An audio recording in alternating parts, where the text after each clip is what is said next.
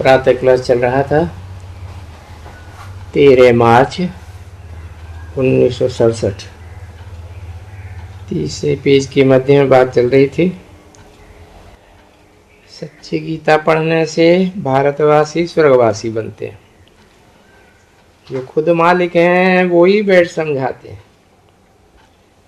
कृष्ण क्या जाने इन बातों को।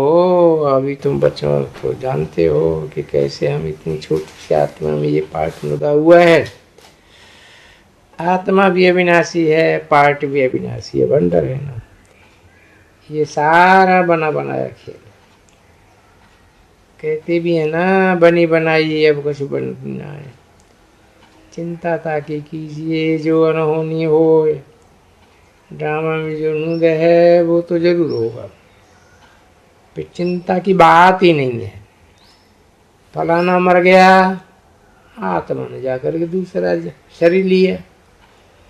फिर इसमें रोने की क्या दरकार है। वापस तो आ ही नहीं सकता है। आंसू आया, नापास हो गया। इसलिए बाप कहते हैं प्रतिज्ञा करो कि कभी भी रोवेंगे नहीं। परवाह थी पार ब्रह्म में रहने वाले की, बाप की, वो मिल गया तो बाकी और क्या चाहिए। बाप कहते हैं तो अपने को आत्मा समझ मुझे बाप को याद करो। मैं एक ही बार आता हूँ ये राजधानी स्थापन करने के लिए। इसमें लड़ाई आदि की कोई बात ही नहीं है। गीता में दिखाया है कि लड़ाई लगी, फिर पांडव बचे और साथ में कुत्ता लेकर के पहाड़ों पर मर गए। जीत पहनी और मर गए, बात ही नहीं ठहरती है। ये है सब दंत कथाएं। इसको कहा जाता है भक्ति मार्ग। बाप कहते हैं तुम बच्चों को इससे वैराग होना चाहिए। पुरानी चीजों से नफरत होती है ना। नफरत कड़ा अक्षर है, वैराग अक्षर मीठा है। जब ज्ञान मिलता है तब फिर बुद्धि का वैराग हो जाता है।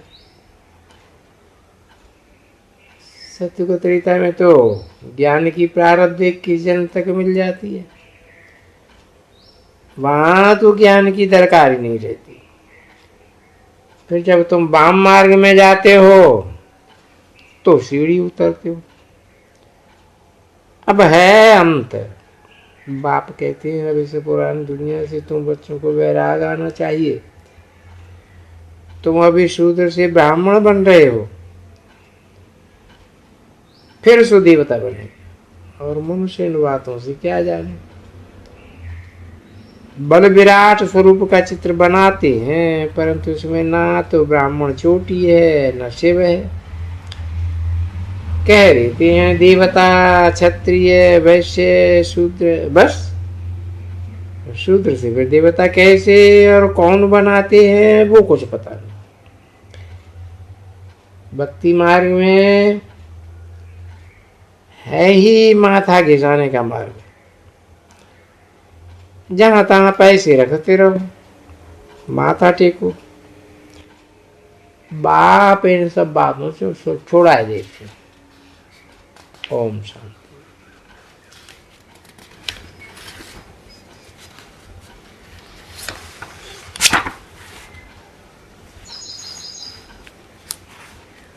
आज का प्रातः क्लास है 3/4/67। रिकॉर्ड चला है रात के राही थक मत जाना। रूहानी बच्चों को तो अब निश्चय है कि हमको आत्माभिमानी बनना ही है और बाप को याद करना है। माया रूपी रावण जो है वो श्राप देकर दुखी बनाए देते हैं। श्राप अक्षर ही दुख का है, वर्षाक्षर सुख का है। जो बच्चे वफादार फरमान बरदार हैं वो तो अच्छी रीति जानते हैं। जो ना फरमान है वो बच्चा ही नहीं है। बल वो अपन को कुछ भी समझे परंतु बाप के दिल पर वो चढ़ा हुआ नहीं है। बाप से वर्षा पाए नहीं सकते हैं, जो कि बाप के कहने पर न चलते, माया के कहने पर चल पड़ते हैं। किसको समझा ही नहीं सकते हैं। गोयापन को आप ही श्रापित करते हैं। बच्चे जानते हैं कि माया बड़ी जबरदस्त है। अगर बेहद के बाप की भी नहीं मानते हैं तो गोया रावण की मानते हैं, माया के बस हो जाते हैं।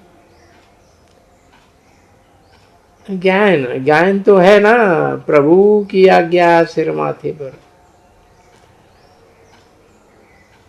तो जो माथे पर नहीं मानेंगे वो बाकी रहस्य, वो तो कुछ काम का ही नहीं रहा। इसलिए ही पहले पहले बाप कहते हैं कि बाप को याद करो और माया की गोद में जो पड़े हुए हो, फिर उनसे निकलकर प्रभु की गोद में आ जाना। बाप बुद्धिमानों की भी बुद्धिमान है, बाप की नहीं मानेंगे तो बुद्धियों को ताला लग जाएगा, और ताला खोलने वाला एक ही बाप है। श्रीमत पर नहीं चलेंगे, उनका क्या हाल होगा। माया की मत पर कुछ भी पद नहीं पा सकेंगे। बल सुनते हैं परंतु धारणा कर न सके, न करा सकते हैं, तो उनका क्या हाल होगा। बाप तो गरीब निवाज है, मनुष्य गरीबों को दान देते हैं, तो बाप भी आकर के कितना गरीबों को बेहद का दान देते हैं। अगर श्रीमत पर नहीं चलते हो तो एकदम बुद्धि को ताला लग जाता है, फिर क्या प्राप्ति करेंगे। श्रीमत के ऊपर चलने वाले वो बाप के बच्चे ही ठहरे। बोर्ड भी लगा हुआ है कि जो आज्ञाकारी वफादार नहीं होंगे उनको बाहर निकाला जाएगा। बाप तो रहम दिल है, समझते हैं कि बाहर जाने पर माया एकदम खत्म कर देगी। कोई आपघात करते हैं तो भी अपनी सत्यानाश कर लेते हैं। बाप तो समझाते रहते हैं कि अपने पर भी रहम करो, श्रीमत पर चलो, अपनी मत पर न चलो। श्रीमत के ऊपर चलने से खुशी का पारा चढ़ेगा, नहीं तो जैसे मुर्दे। लक्ष्मी नारायण की सूरत देखो, कितनी खुश मिजाज है। कितना मनुष्य इनका दीदार करने जाते हैं, दर्शन करना भी बड़ा मुश्किल हो पड़ता है, डंडी मारते रहते हैं। तो पुरुषार्थ करके ऐसा ऊंच पद पाना चाहिए ना। बाप अविनाशी ज्ञान रतन देते हैं तो उनका आदर क्यों नहीं करना चाहिए। रतनों से झोली भरनी चाहिए। सुनते तो हैं परंतु झोली नहीं भरते हैं, क्योंकि बाप को याद ही नहीं करते हैं। आसुरी चरण चलते हैं। बाप बार बार समझाते रहते हैं कि अपने पर रहम करो, दैवी गुण धारण करो। वो तो है ही आसुरी संप्रदाय, शैतानी राज्य है। उस शैतानी राज्य को बाप आकर के परिस्तानी बनाते हैं। परिस्तान स्वर्ग को कहा जाता है। मनुष्य कितना धक्का खाते हैं सन्यासियों के पास कि मन को शांति कैसे मिले। वास्तव में ये अक्षरी रंग है, इसका कोई अर्थ ही नहीं है। शांति तो आत्मा को चाहिए ना, और आत्मा खुद शांत स्वरूप है। ऐसे भी नहीं कहते हैं कि आत्मा को शांति कैसे मिले, कहते हैं मन को शांति कैसे मिले। अब मन क्या है, बुद्धि क्या है, आत्मा क्या है, कुछ भी जानते नहीं। जो कुछ कहते हैं अथवा करते हैं वो सब भक्ति मार्ग वाले हैं, रावण राज्य वाले। सीढ़ी नीचे उतरते उतरते तमो प्रधान बन जाते हैं। बल किसों को बहुत धन प्रॉपर्टी आदि है, परंतु है तो फिर भी रावण राज्य में ही ना। वो राम राज्य में तो चल नहीं सकते हैं। राम राज्य में चलना है तो चलन भी अच्छी ही चाहिए, दैवी गुण चाहिए, श्रीमत पर चलना चाहिए। बहुतों को माया थप्पड़ मार करके एकदम अकल चट कर देती है। बाप समझ जाते हैं कि ये आज्ञाकारी फरमान बरदार नहीं बनते हैं, तो जैसे कि पूरे ऐप्स हैं, पढ़ते ही नहीं। शकल मनुष्य की है परंतु सीरत तो जैसे कि बंदरों में शैतानों की सीरत है। तुम्हारी सीरत देवताओं जैसी बना लेंगे अगर श्रीमत पर चलेंगे तो। बाप बार बार समझाते रहते हैं कि बाप को याद करो तो अकल आती रहेगी। चित्रों पर समझाने की भी बहुत अच्छी सर्विस करनी है। बाप सभी सेंटर्स के बच्चों को समझाते रहते हैं। First class, third class, fourth class बच्चे भी तो होते हैं ना। कोई बच्चे राजाई पद पाने का पुरुषार्थ ही नहीं करते हैं। अब नहीं पुरुषार्थ करते हैं तो प्रजा में भी क्या पद पावेंगे। 3-4 1967 की प्रातः क्लास का दूसरा बिल्कुल सर्विस ही नहीं करते हैं। अपने पर ही तरस नहीं आता है कि हम क्या बनेंगे। फिर समझा जाता है कि इनका ड्रामा में पार्टी ऐसा है। ज्ञान की धारणा ही नहीं करते हैं, अपना कल्याण ही नहीं कर सकते हैं तो दूसरों का क्या करेंगे। कल्याण तब कर सकते हैं जबकि खुद पहले योग में रहे। ज्ञान तो बहुत से परंतु अपना कल्याण भी तो करना है ना। योग में ना रहने से कुछ भी कल्याण होता ही नहीं है। योग वगैरह पावन कैसे बनेंगे। ज्ञान अलग है, योग चीज अलग है। योग से पावन बनना है, ऊंच पद पाना है। योग में बच्चे बहुत कच्चे, याद करने का अकल ही नहीं आता है। याद वगैरह विक्रम कैसे विनाश होंगे। फिर सजा बहुत खानी पड़ती है, बहुत पछताना पड़ता है। वो लोग कर्माई नहीं कर सकते हैं तो कोई सजा नहीं खानी पड़ती है। इसमें तो पापों का बोझा सिर पर है, इसमें तो बहुत सजा खानी पड़े। बच्चे बनकर फिर अगर बेअदब होते हैं तो बहुत सजा मिल जाती। बाप तो कहते हैं अपने पर रहम करो, रहम कर योग में रहो, नहीं तो मुफ्त अपना ही घाटा करते हो। समझो कोई मरने के लिए गिरते हैं परंतु मरते नहीं है तो हॉस्पिटल में पड़ा चिल्लाता रहेगा कि नाहक ही गिरा, नाहक ही अपने को धक्का दिया, मरा भी नहीं, क्या काम करा। यहां भी ऐसे ही है। चढ़ना है बहुत ऊंच, श्रीमत पर नहीं चलते हैं तो फिर गिर पड़ते हैं। आगे चलकर हर एक अपने पद को देख लेंगे कि हम क्या बनते हैं। जो सर्वसेबल आज्ञाकारी होंगे वो ही तो ऊंच पद पावेंगे, नहीं तो दास दासियां आदि जाकर के बनेंगी। सजा भी बहुत कड़ी मिलेगी। उस समय तो दोनों जैसे कि धर्मराज का रूप बन जाते हैं।